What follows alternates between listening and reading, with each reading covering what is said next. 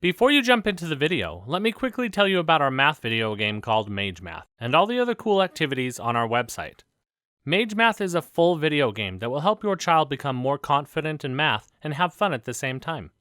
On the website, we have all our math videos, math worksheets, virtual math escape rooms, math mysteries, and more learning activities.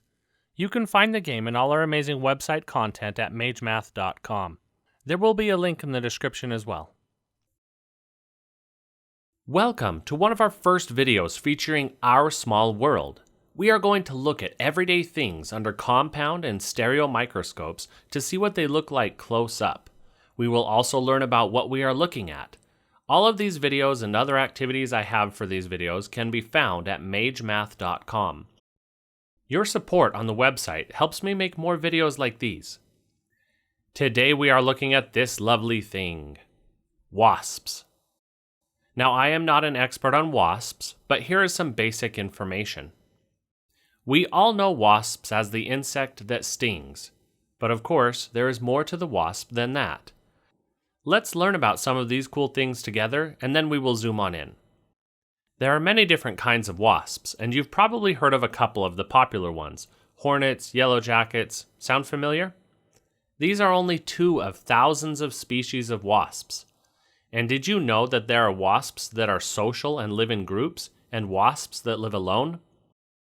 Most of the wasps are solitary wasps who live and breed alone. The hornet and yellow jackets, however, are social wasps. They will form an entire colony that has a queen, a few males, and some female workers. Interesting, right? Wasps will build their nests in a lot of different places depending on what kind of wasp they are. Some build their nest in trees, in the ground, or on buildings. I'm sure you've seen a few nests like that. The wasps generally catch food, mainly spiders and other insects, by stinging it and paralyzing it and feeding it to their offspring. Delicious. Some adult wasps eat only nectar, while others will feed on spiders and other insects similar to what they feed their offspring in the nests. Some wasps are smart and remember where they found food before and will return in search of more. Let's learn about the body of a wasp, shall we? Wasps have slender bodies and legs. Take a look at this picture and let's go over some of the body parts. The wasp has 2 antennae, 2 wings, 1 stinger, a thorax, that's kind of the upper body part, and the abdomen. That's kind of like the lower body part, and they're connected by a slender waist. The cool thing about wasps is that they typically have 5 eyes. I did not know that before starting this. They have 2 big eyes that we can easily see on the picture, and 3 smaller eyes on top. The 2 big eyes are called compound eyes and are used to see motion, but they can't see very clearly. The small eyes on the top of the head are in a triangular shape and help detect light and dark. Isn't that awesome? Now let's jump in and take a look at a wasp I found on my front porch. The first one I am showing you here was my very first time using the stereo microscope, so I was still learning how to get the best images, so you'll have to forgive me on it. This particular wasp was found on my porch, and I don't know how it died, but it may have been there for a while. You can see the basic body parts, and what is really exciting is to see this stinger over here on this end. The other wasps I found did not have the stinger visible, so this was exciting to see the stinger. Now we are looking at the same wasp, but it's just at its head. You can clearly see the antenna and the cool hairdo this wasp has. I think it looks much better than mine, but don't tell my wife that. She's the one that cut my hair last. Yes, wasps do have hair, and more than you might think. In the background you can see I have a very small multi-tool I use to hold the wasp in place. It was not the greatest, but it worked for the time being. Now we are moving on to another wasp that we found. This image is great because you get to see the wasp from the top view and see the amazing colors and markings it has. The picture still does not look as good as it did close up, but you get the idea. Here is a close-up of the compound eye on one of the wasps. It is incredible to see the detail. It almost looks like hundreds of dots within the eye itself. Using the microscope, it allows us to really see details that we would not have seen before. What is amazing to think about is that this eye that now looks so complex and big in the image is much smaller than even my pinky finger. I am sure glad I'm able to look at this under the microscopes that I've got. This image is the same wasp, but you can see that I am still trying to get the focus just right to catch all the detail. On many of my images, I had to do what is called photo stacking, where you take many pictures at different focuses and combine them to make a really cool image like the one you saw before.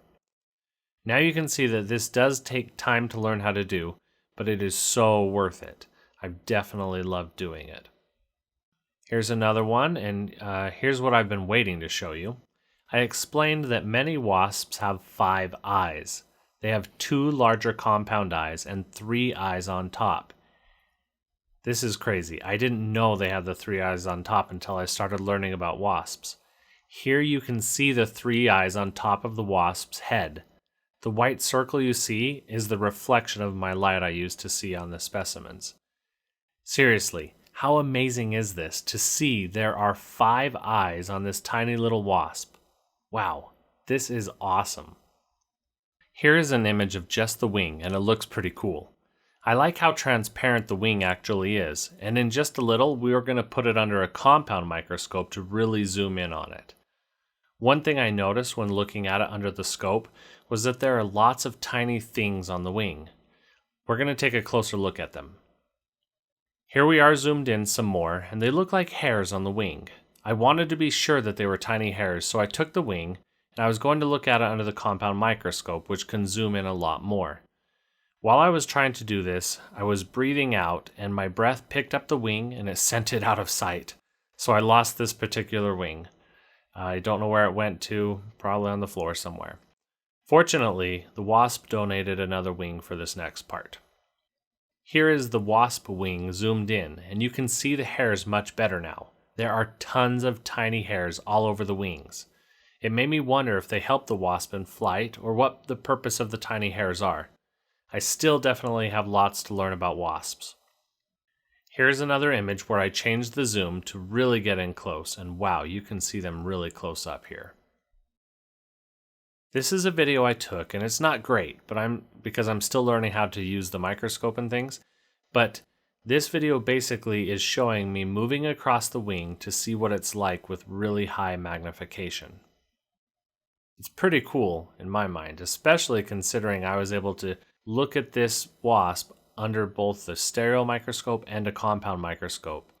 Anyway, I hope you enjoyed learning more about wasps. I'm going to be showing you so many fun things, so stay tuned. Please subscribe if you want to help me out so I can make more learning videos. Also head over to magemath.com and check out one of the memberships. You get tons of extra content on my website, and if you are a teacher, you can get your entire class access to all the website content as well. The next video of our small world will be a mystery object where you see it close up and you have to guess what the object is before the reveal. See you guys in the next one. Bye. Thank you for watching the video. To support me in making more videos, please check out my game Mage Math and the other cool content on my website. I know you will love the game and all the other fun activities for your kids.